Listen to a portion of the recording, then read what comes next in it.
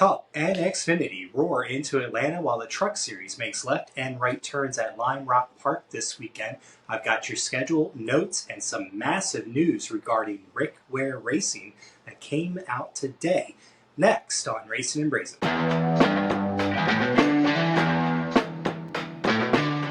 Well, hi folks, welcome back to Racin-n-Braisin. I am CJ, a lifelong NASCAR fan and a chef with over 20 years experience, bringing you plenty of news and analysis from each race weekend, as well as a couple of tips and tricks from my kitchen to yours. So thank you for joining me once again on Racin-n-Braisin. Today we're going to dive into the big news out of Rick Ware Racing, as well as a couple of other news items that have hit the wire this week. We'll talk about the schedule for all three series this weekend and round it off with some notes about what to expect from Cup racing in Atlanta. So let's dive right into it with the big news that just broke here today. Rick Ware Racing has been sold. It's been sold to TJ Puchyr. Puchyr?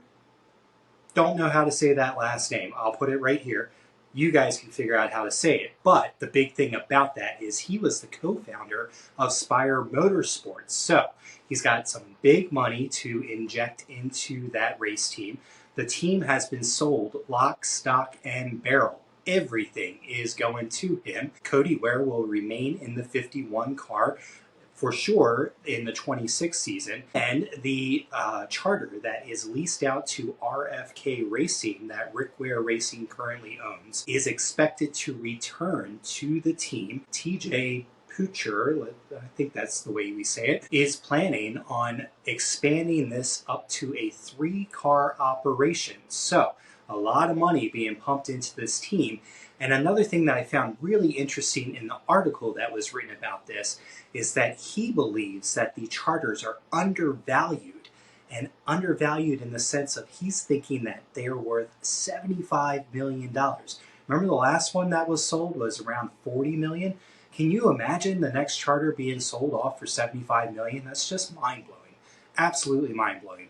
But he did also go on to say that he believes in what the France family is doing for the sport and the direction that the sport is headed in, and he wants to help expand it to the future.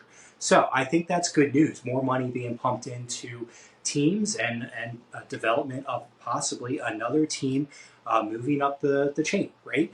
And if you remember, there is the possibility that Dodge will be making a return. I don't know, maybe the writing's on the wall. This could be what Dodge needs to get back into the Cup Series as a team with a bunch of money coming into it from a new owner, right? Give me your thoughts on that down below.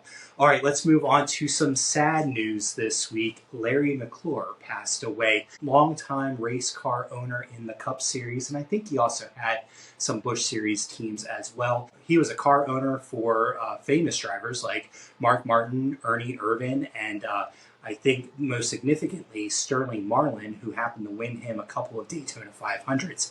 I believe 2 back-to-back, if I remember correctly, and there's a third one in there as well.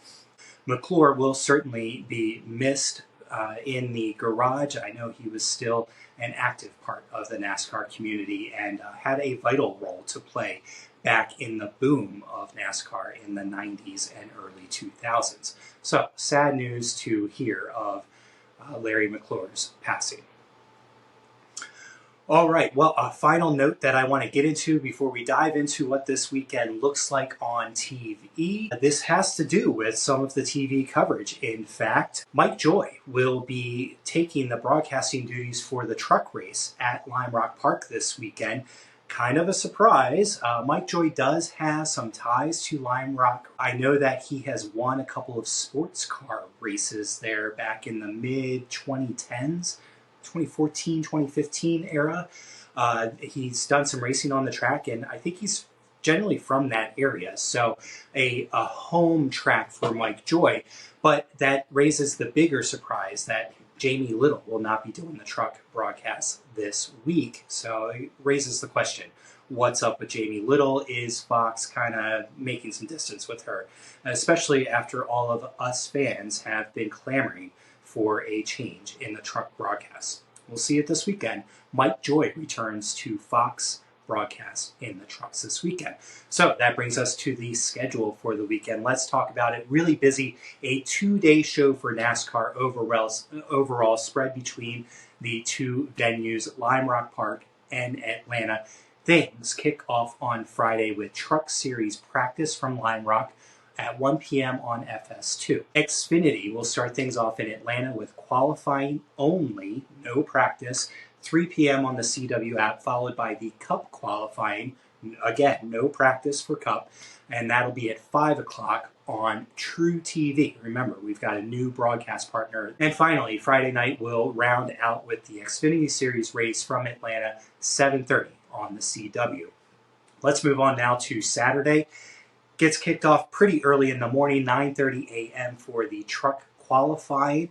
That'll be on FS1, followed by the truck race at 1 o'clock from Lime Rock on FS1 as well. There is an ARCA race from Lime Rock this weekend, and it will be televised 4 p.m. on FS2.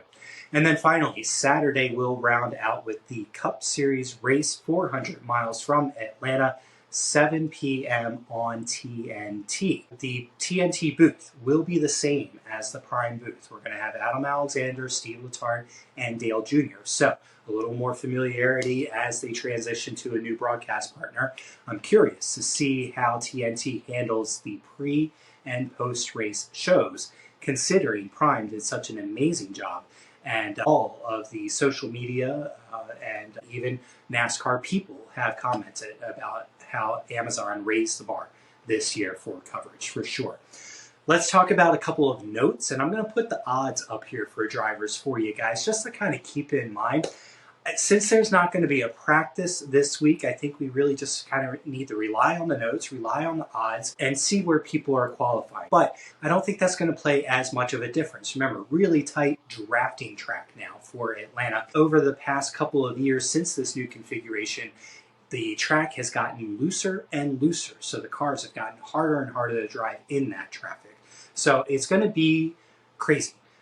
The last 4 Atlanta races have averaged 9.5 cautions per race. In those last 4 races, the final stage has had at least 4 cautions. We also know that there have been last lap passes here at Atlanta in the past couple of races, with a couple of 3-wide and 2-wide photo finishes, so they've been really exciting, and a lot of them have ended with a last lap wreck as well.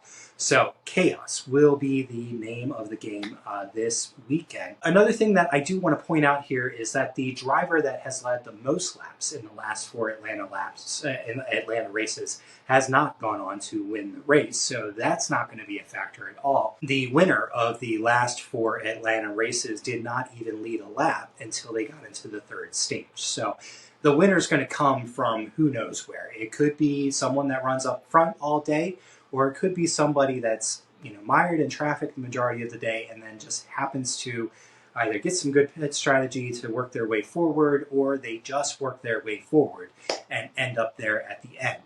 People I will be keeping an eye on this weekend. Brad Keselowski runs well here. His finishes aren't that great, but he runs well in this configuration. And Kyle Busch, surprisingly, does really well at this track. I think he's got like a 10.3 average finish on this new configuration. And then others to watch out for: Ford.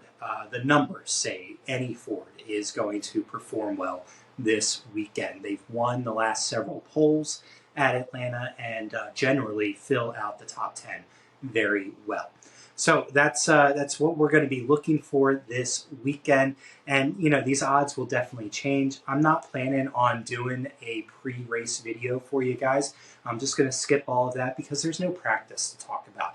We all know what the qualifying is going to look like. It's a single car, get out there, rip it, and that's it. And there's really not much to talk about in that regard. So I hope everybody is going to enjoy the race Saturday night, 7 o'clock, and we'll be back here Sunday with a recap of what we saw and how we feel about it, and we'll give the race a thumbs up or thumbs down, which means I do want to recap you on how things went from the thumbs up, thumbs down poll for last week's race at Pocono, and I got beat.